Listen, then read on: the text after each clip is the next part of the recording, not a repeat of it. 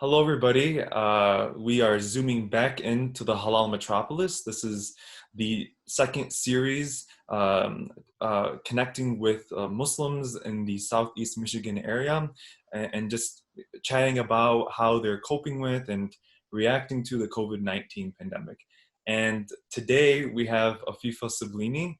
She is a master's student at the University of Michigan Dearborn, studying human-centered design and engineering with a concentration in user experience. So FIFA, thank you so much for being with us. And how are you doing? Hi, Moj. First of all, thank you so much for having me on here. I've been a long-time admirer of this whole series, and it's very exciting to be here. Second, I'm doing okay. I feel like I'm holding up just as well as the rest of us.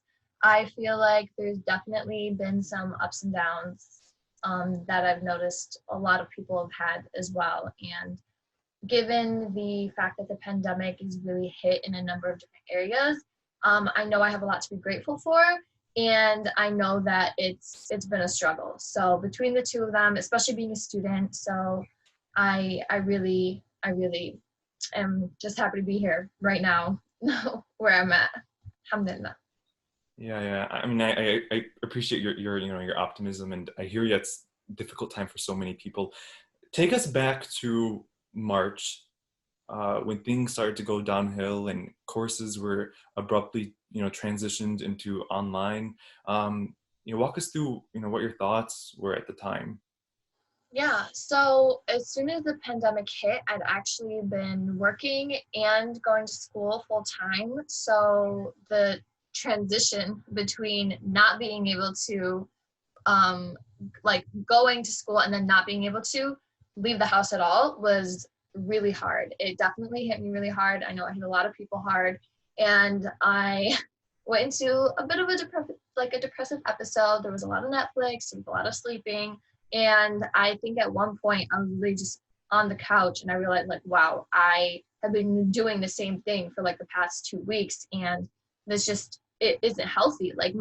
I feel like my animal brain was just panicking the whole time. And so I was sort of like frozen.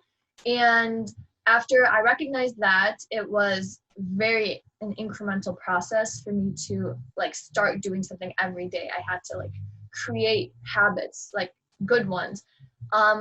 Because I wasn't, like I said, I wasn't able to work. School was really hard and it was online, but the assignments, like thank God some of my professors were really nice. I know other people weren't as lucky.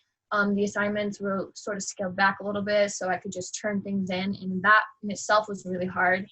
And just looking at all the panic in the world makes you want to turn inward, you know what I mean? So it definitely was an overwhelming barrage of like information to the point where I just shut down for a bit. So yeah, like I said, I did my best to do all of the things that I needed to, and then after that, I had to get myself a step-by-step back process to be like a functioning human being again. And thank God I've made a recovery, however many months later. But I know that it's really taking a toll on a lot of people too, and especially I feel like I want to say especially students, but if you look at any area, people who can't find a job, right? That in itself is stressful. People who are working and expected to deliver the same amount of work that they did before the pandemic hit, that's stressful. I feel like it's just everybody's down bad right now, and we're seeing a lot of different mutual aid efforts to help people who are not able to fend for themselves as much as other people who have the privilege of being a little bit more stable, right? I really admire those, and I'm trying my best to participate in all the different areas and movements that are that have like have risen.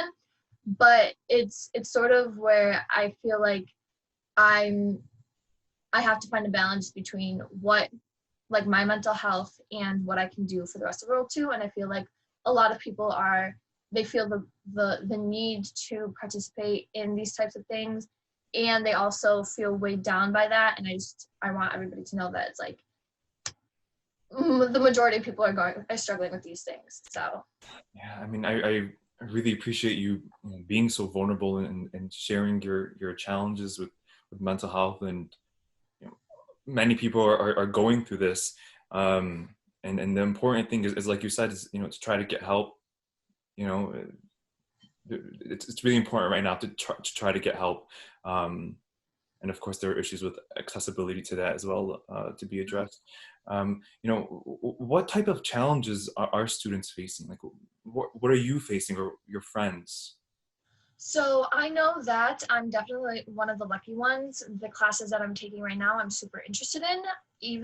And my professors are very nice and understanding. So I know, a lot, like I said, a lot of people don't really have that luxury. There's professors that are putting a lot of work and expectations on them, and I know that there are students who are taking more classes than I'm taking. So given the struggle that I'm facing, I feel like other people have it even worse. And I can only imagine how high school students are feeling because they've never had an online class, and now everything's online. And I have a lot of sympathy for all the people in these different struggles. Me personally, I definitely, like, given all my, like, let's say all my daily duties, right? And then the school ones on top, definitely a struggle, I will be honest. And it's funny, I just had a paper due on Sunday, and obviously I had since September to do it, and I finished it on Sunday. But there's improvement, because as opposed to turning it at 11:59, I turned it in like 9 p.m. So I feel like that to me is a win. Thank you. It's definitely, as opposed to the other assignments that I've turned in over the semester, I'm like, wow, I could see a marked improvement. It's really heartening for me, because I'm just like, wow, okay, so these past however like 9 months, I've seen like ups and downs, like a lot of different stuff, and I feel like I'm a little bit more stable now when it comes to doing the things that I need to do and how I feel about them. Because I've always been the kind of procrastinator who really, really, really doesn't want to do the stuff and still gets it done, right? Yeah. Now I'm just like, okay, well, some of these things I actually want to do. So that's like, wow, that's so different. Hey, a victory is a victory, so 9 Yeah. p.m. is an improvement from midnight. Mhm. So I congratulate you on that. What are some things that have helped you along the way? We talked about a garden in our past conversations. I'd love to hear about that. Yeah, so it's funny, when the pandemic first hit, people were kind of panicking and going to the grocery store and buying up all the toilet paper, as you remember. And my instinct was literally just food. I have to grow food. And I'd already been like a gardener, like on the side. It wasn't like my whole being, it wasn't my whole hobby, but I definitely enjoyed it, and I wanted to step it up every year, right?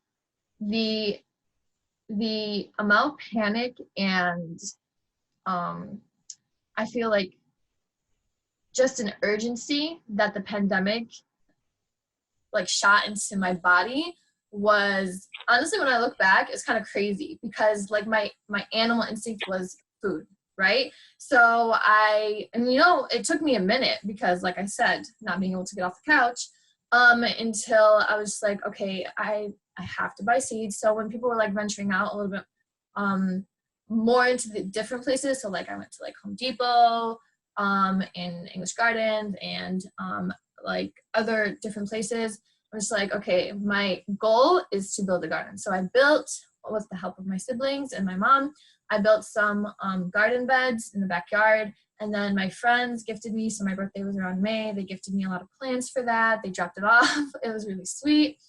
And basically through that, I managed to make a pretty comprehensive like garden. Like I had a bunch of different things.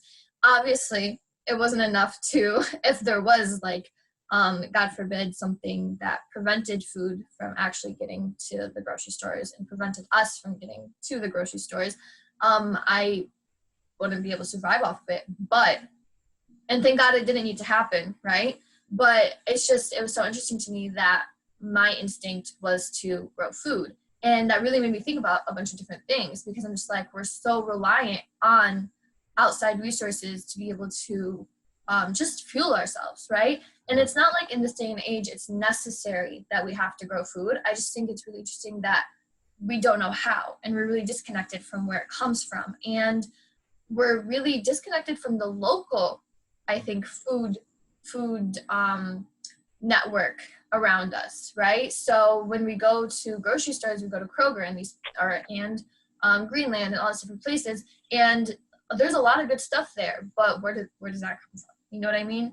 And what if there were a natural disaster or some other pandemic that really did like prohibit our capabilities and our ability to go to these places, or for them to get the resources? What would we do, right? So it just made me think about a lot of different things, and how that then led to kind of like if you give a mouse a cookie type of trail. Like, okay, if I can't do food, how am I going to do water? If I can't do water, how am I, you know what I'm saying? So like, I just started doing a ton of research. That was my coping mechanism, by the way. It was Netflix and then research. So I just like dug into all these different, there's really great Twitter accounts, there's blogs, there's obviously I signed up for this one free class on like Idaho University or something like that, probably not Idaho, but just different like agriculture class and permaculture and all this kind of stuff. And I learned a lot about food sovereignty, and I learned a lot about indigenous practices and just land back in general and treating the land, and how they their relationship with food and all that kind of stuff. And I'm just like sitting here just absorbing all this information, and I will tell you that is how I coped 100%.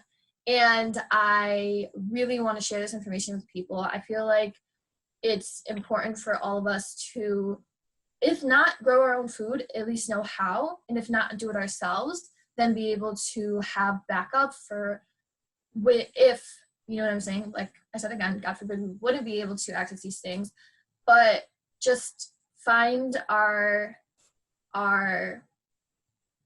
like resources, our local resources, and our backup plans. So yeah. No, I totally agree. I mean, I did some gardening as well, this summer. Tell me. Nothing as impressive as your garden. I've seen it on Snapchat. Um, it's incredibly, it's therapeutic. It's a very Good flowers, right? flowers and I mint, love that. all that good stuff. But I'm gonna thank you so much for connecting with us today, sharing all your wonderful insight, providing all that good information. I'm so grateful for you, and I'm wishing you good health. And we'll see you soon, and we'll see everybody on the next one. Assalamu alaikum, everybody. Bye guys. Salam.